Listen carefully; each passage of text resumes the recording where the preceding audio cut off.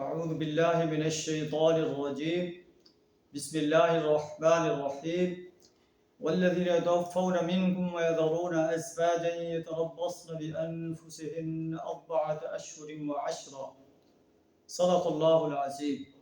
سورہ البقرہ کی آیت نمبر 234 کا ایک جز آپ کے سامنے تلاوت کیا ہے۔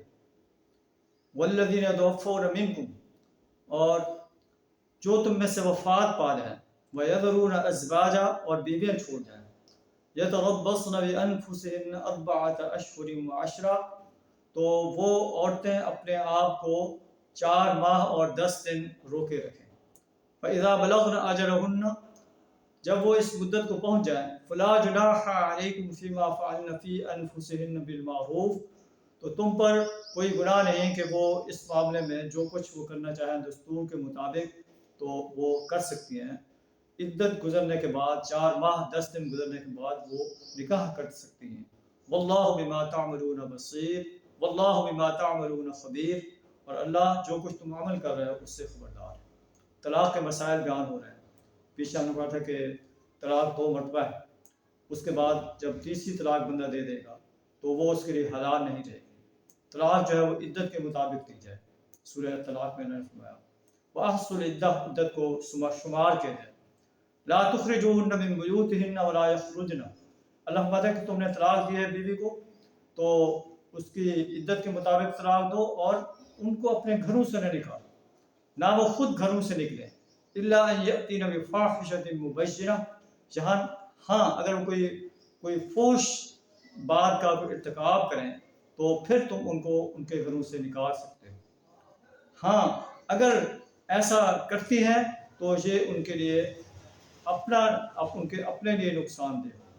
لا تدری لعل اللہ یحدث بعد ذلك امرا، آپ نہیں جانتے کہ آپ نے جو بیوی کو عدت کے مطابق طلاق دی ہے، 3 جو ہے حیض وہ عدت جو ہے تمہارے گھر میں گزارے گی، تمہارے گھر کے اندر رہے گی اور تم اس کے نان نفقہ کے ذمہ دار ہو سکتا ہے کہ تمہارے گھر میں رہنے کی وجہ سے تمہارے دل کے اندر رغبت پیدا ہو جائے اور موافقت کی کوئی صورت نکل آئے۔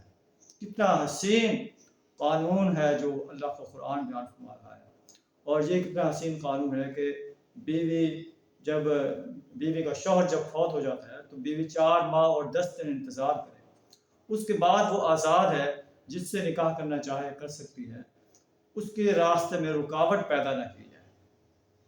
اور عدت کے دوران جو ہے کوئی شخص اس سے نکاح نہیں کر سکتا، اشارے کنایے میں بات کر سکتا ہے لیکن اس سے نکاح نہیں کر سکتا۔ پھر اللہ فرماتا ہے وَاعْلَمُوا أَنَّ اللَّهَ غَفُورٌ حَلِيمٌ، جان لو اللہ تعالیٰ بخشنے والا اور بڑا حوصلے والا ہے۔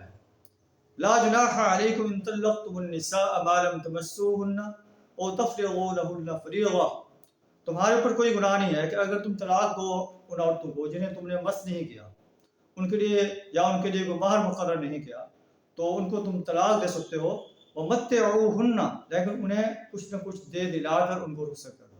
عَلَى الْمُوسِعِ قَدْرُهُ وَعَلَى الْمُقْتِرِ قَدْرُهُ، جو وسعت والا ہے وہ اپنی وسعت کے مطابق، اور جو تنگ دست ہے وہ اپنی تنگ دستی کے مطابق جو ہے اپنی بیوی کو جو ہے وہ کچھ نہ کچھ دے دلا کر آسان انداز سے رخصت کرے۔ متاعًا بِالْمَعْرُوفِ، قاعدہ جو ہے یہ خرچ جو ہے ایک قاعدے کے مطابق ہو، آسان انداز سے۔ حقاً علی المحسنین، یہ محسن انسانوں پر حق ہے۔ وَإِن طَلَّقْتُمُوهُنَّ مِن قَبْلِ أَن تَمَسُّوهُنَّ وَقَدْ فَرَضْتُمْ لَهُنَّ فَرِيضَةً، تم نے اپنی بیوی کو طلاق دے دی ہے، اس کو مس نہیں کیا مس کرنے سے پہلے، لیکن تم اس کے لیے مہر مقرر کر چکے ہو، تو فَنِصْفُ مَا فَرَضْتُمْ، جو مہر تم مقرر کر چکے ہو اس کا آدھا حصہ جو ہے اسے تم دے دو۔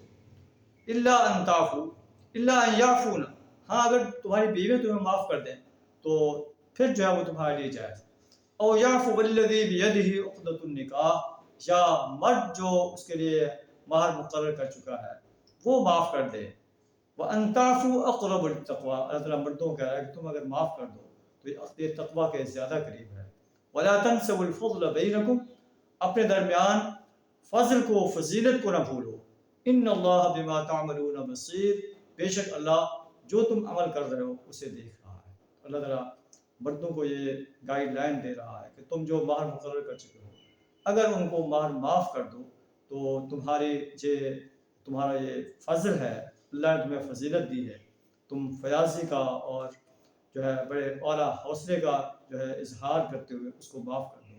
یہ سنہری ہدایات ہیں جو اللہ طلاق کے بارے میں اور مہر کے بارے میں دے رہا ہے، نکاح کرنے کے بارے میں دے رہا ہے، عورت کا شوہر فوت ہو جاتا ہے اس کے عدت کے بارے میں دے رہا ہے۔